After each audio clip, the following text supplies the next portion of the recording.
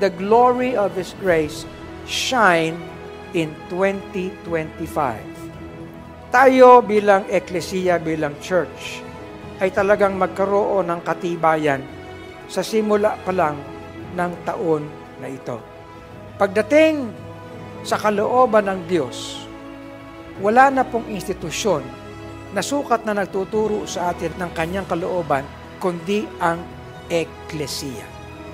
The New Testament Church is the pillar and ground of truth.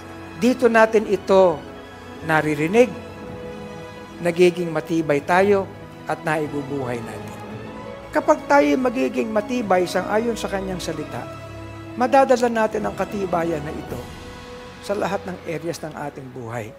Ako ay naligtas ng December 1998 and become part of Lighthouse February ng 1999, and after that medyo nawala ako. Nung nagtatrabaho na ako, na nakabalik ako sa ating eklesiya.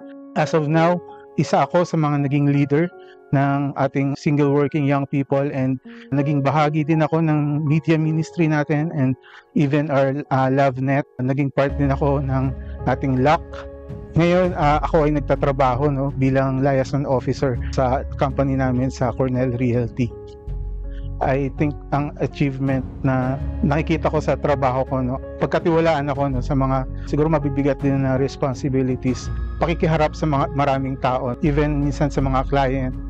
Ang pinakamalaking lesson and how I apply it sa trabaho ko, alam natin yung mga dapat sabihin kung paano tayo minsan mag-react sa mga minsan hindi magandang nasasabi sa atin.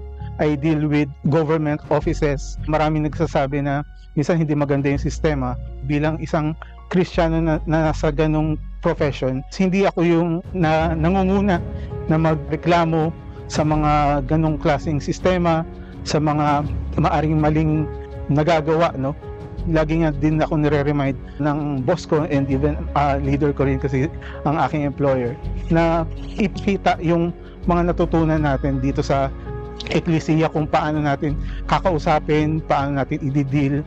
Yung mga naging training dito kasi sa pagiging bahagi ng ministry, yan yung mga una kong maaalala on how to talk to people, on how to react. Sabi nga din ng ating pastor, di ba? Ang dapat maipakita natin na higit pa, kundi yung mga virtues na nasa Panginoon na natutunan natin sa kanyang salita. Laging ang gusto kong maikilos sa trabaho ko ay yung mga natutunan kong mga virtues. Isa din na natutunan ko na pagiging bahagi, 'di ba? Hindi lang ako mag-isa, may kasama akong kumikilos. Naibabalik ko yung luwalhati ng ating Panginoon sa pamamagitan ng pagtulong ko sa mga pangangailangan din ng ating mga kapatiran, sa pamamagitan ng trabaho ko. Na ipinagpapasalamat nila na nandun ako sa profession na yun, na maaari ako makatulong sa kanila. Malaking halimbawa din kasi sa akin yung mga ginagawa ng ating mga leaders, how they open up themselves sa mga kapatiran natin sa pangangailangan nila. Through their professions, through their businesses. Yun yung nagiging example ko na yung biyaya ng Panginoon sa akin ay maidaloy ko sa kanila.